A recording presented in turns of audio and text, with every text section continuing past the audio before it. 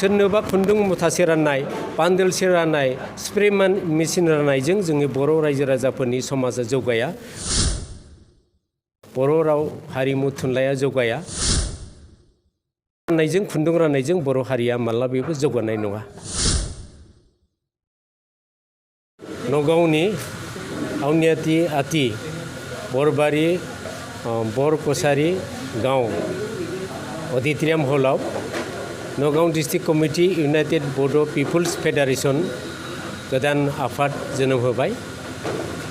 बेनिखायनो जोङो दिनैनि मेलनि गेजेरजों नगाव जिल्ला गासैबो रायजो राजा बिथांमोननिसिम रोजा रोजा साबायखर बावबाय। बिथांमोननि मदद आरो हेफाजाबजों जोङो नगाव जिल्ला कमिटि इउनाइटेड बड' पिपुल्स फेडारेशनखौ दानो हानायनि थाखाय इयुनाव जोङो बिथांमोननिफ्राय मदद आरो हेफाजाब नागिरगोन। बिथांमोननि नेक्स्ट हाबाफारि अथ टेकिं सेरेमनि दं, बेहायबो बिथांमोना लैहोर लैहोर बाहागो लाफैगोन। बिनि उनाव डिस्ट्रिक्ट कमिटि अथ टेकिं सेरेमनि जाखांनायनि उनाव आन्सलिक कमिटिफोर जागोन जिल्ला कमिटिया। बे बेलायावबो जों आसा खालामो बिथांमोना आन्सलिक कमिटि दानायावबो बिथांमोननि मदद आरो हेफाजाबखौ जों नागिरगोन। बिथांमोना जाहाथे मदद आरो हेफाजाब होयो बिनि थाखाय जोङो खावलायगोन। इयुनाव जोङो बर' कसारि नैबे कमिटिनि गेजेरजों नगाव जिल्लानि बर' कसारि वेलफेयार अट'नमास काउन्सिलाव थानायनि जा जेंना बर' गामि हाबस'नि आरो बर' रायजो राजाफोरनि जौगाथायनि बेलायाव राव हारिमु थुनलाइ गामि जौगानाय समाज जौगानाय राजखान्थियारि बिथिङाव मोनथायनि थाखाय बिथांमोना जिल्ला कमिटिनि जानानै नारसिनगोन, सरकारखौ नारसिनगोन आरो जुजिगोन। बिनि थाखायनो बिथांमोना जिल्ला कमिटिया गोख्रोङै जानांगोन। बिनि थाखाय आं खावलायबाय। आरो जोबथानायाव नगाव जिल्ला कमिटि दाफुंनायनि बेलायाव नगाव जिल्लानिफ्राय दाब दाब गामिनिफ्राय फैनानै मदद आरो हेफाजाब होनायनि थाखाय आं रोजा रोजा साबायखर बावबाय। लोगोसे जोंनि सेन्ट्रेल वर्किं कमिटिनि UBPF बिथांमोननि जा फैनानै मदद आरो हेफाजाब होबाय। लेङाइ आफादगिरि गाहाय नेहाथारि आरो गुबुन गुबुन बिफाननि नेहाथारि बिथांमोना नैबे आफाद दानायाव मदद आरो हेफाजाब होबाय। बिनि थाखाय आङो गोसो गोरबोजों रोजा रोजा साबायखर बावबाय। बेजों लोगोसे नगाव जिल्ला कमिटि UBPF इउनाइटेड बड' पिपुल्स अर्गेनाइजेशननि आफादगिरि कुशल बसुमतारी आरो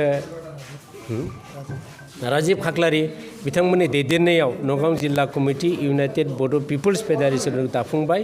बेजों लोगोसे गाहाय लेङाइ आफादगिरि गाहाय नेहाथारि बिथांमोन दं आरो गोबां दैदेनगिरि बिथांमोन दं। बिथांमोननिसिमबो आं रोजा रोजा साबायखर बावबाय। बिथांमोना दिनै आफाद दाफुंनाय मदद आरो हेफाजाब होनायनि थाखाय। जोबथा रायजो राजा बिथांमोना जाहाथे इयुन हाबाफारियाव नगाव जिल्ला बर' रायजो राजा बर' कसारि रायजो राजा आरो बर' कसारि वेलफेयार अट'नमास काउन्सिलनि जेंनाफोर सुस्रांनो थाखाय आरो जौगाथायनि थाखाय खामानि मावो ज'नो। बिनि थाखाय आङो बिथांमोननिसिम जोबथानायाव आङो आसा खालामबाय मदद आरो हेफाजाब होयो आरो जोंजों खामानि मावनो थाखाय बिथांमोननिसिम आङो आसा खालामनानै आंनि सुंद'यै बिबुंथिखौ फोजोबनाय जाबाय। बे दुखुनांथाव बाथ्रा बर' कसारि वेलफेयार अट'नमास काउन्सिल बेखौ जोङो बर'नि राव हारिमु थुनलाइ समाज बिथिङाव आरो राजखान्थि बिथिङाव आरो जोङो जौगाथायनि थाखाय जोङो बे काउन्सिलखौ मोनदों आरो जौगाथायनि थाखाय जोङो काउन्सिल बिनायनि थांखि दङ। बेनि थाखायनो बे मोनसे दुखुनांथाव बाथ्रा बे सोरनोबा खुन्दुं मुथासे राननाय बान्दोलसे राननाय स्प्रे मेसिन राननायजों जोंनि बर' रायजो राजाफोरनि समाजा जौगाया बर' राव हारिमु थुनलाइया जौगाया। जोंनि गोबां जेंना दं, फरायसालि बिथिङाव दङ, समाजारि बिथिङाव दङ, जोङो डेभेलपमेन्टनि बिथिङाव दङ, राजखान्थि बिथिङाव जोङो जौगाथाय माखासे सेन्ट्रेल गभर्नमेन्ट स्टेट गभर्नमेन्टनिफ्राय जा मोनथाय गिदिर गिदिर प्रजेक्ट लामानियानो जा दैनियानो जा कारेन्टआनो जा गोबां बिथिङाव जोङो मोननो दं। बेफोरखौसो जोङो प्रेफारेन्स होनांगौ। दा दिनै बे मोनसे दुखुनांथाव बाथ्रा सासे सुबुंखौ जोङो बा सासे न'खरखौ खुन्दुं बान्दोलसेजों जोङो थगायनाया बे जोंनि थाखाय बर' हारिनि थाखाय जोबोद लाजिनांथाव बाथ्रा। आरो गोबां जायगायाव बिथांमोना बे रोखोम रानदों, धेमाजियाव रानदों, जोङो गुवाहाटियावबो रानदों, गलाघाटफ्रावबो राननो नाजागासिनो दं। बेफोरबायदि जाथाया जों सोंखारियो बे थिग जायाखै आरो बे राननायजों खुन्दुं राननायजों बर' हारिया माब्लाबाबो जौगानाय नङा। আজি কেন্দ্ৰীয় কমিটি আমাৰ ইউনাইটেড বড়ো পিপলছ ফেডাৰেশ্যনৰ ফালৰ পৰা নগাঁও ডিষ্ট্ৰিক্টৰ যি সভাপতিৰ দায়িত্ব মোক দিলে সেইটো ফালৰ পৰা মই তেখেতসকলক আশা আৰু ভৰসা দিবলৈ চেষ্টা কৰিম আৰু আমাৰ ফেডাৰেশ্যনটো যেনেকুৱা ধৰণৰ যি পৰিস্থিতি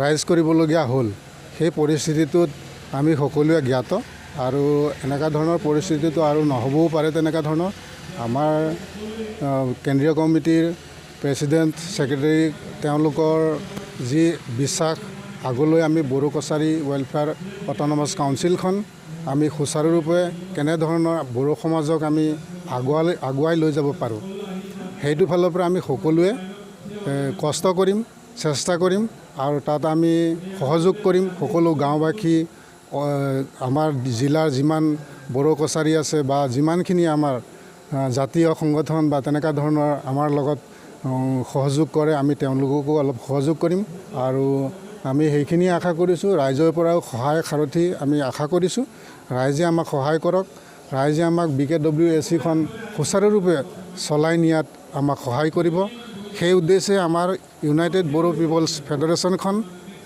যেনেকুৱা ধৰণৰ গঠিত হৈছে আৰু যেনেকুৱা ধৰণৰ সকলোৱে মিলি কাৰ্য কৰিছে সেই কাৰ্যখিনি আমি কৰিব পাৰিম বুলি ৰাইজক আশা দিছোঁ নগাঁও জিলা UBPFত একচুৱেলি আমিও আগতে তেওঁলোকৰ লগতেই আছিলোঁ আৰু তেওঁলোকে যেনেকুৱা ধৰণৰ ফ্লড কৰা বা তেনেকুৱা ধৰণৰ যিবিলাক আমি মানে অসুবিধা পাওঁ বা অসুবিধা পাইছিলোঁ তো হয়তো সেইটো ফালৰ পৰাই আমি এখন নতুনকৈ বা নতুনকৈ গঠন কৰিবলগীয়া হ'ল হয়তো এতিয়া আমি ৰাইজৰ মাজত যাব পাৰিম আমি যেনেকৈ আগত যাব নোৱাৰিছিলোঁ বা তেনেকুৱা ধৰণৰ আমি কথা ক'ব নোৱাৰোঁ হয়তো এতিয়া আমি যাব পাৰিম একচুৱেলি আমাৰ আগতেও দাবী আছিলে এই UBPF ফালৰ পৰাও দাবী কৰা হৈছিলে আগতেও কথা পতা হৈছিলে কিন্তু আমি সেইটো ফালৰ পৰা আমি BKWACত আমি অসন্তুষ্ট আমাক নগাঁও জিলাৰ ফালৰ পৰা আমাক এজন মানে কি জানা বুজা মানুহ এজন আমাক EM হিচাপে লাগে যে কি যাতে আমাৰ নগাঁও ডিষ্ট্ৰিক্টখন নগাঁও জিলাখন আমাৰ ডেভেলপমেণ্ট কৰিব পৰা যায় সেইটো কাৰণে আমি BKWACক আমি দাবী জনাইছোঁ যে তেওঁলোকে যাতে আমাৰ নগাঁও ডিষ্ট্ৰিক্টৰ EM এজন যাতে আমাক দিব পাৰে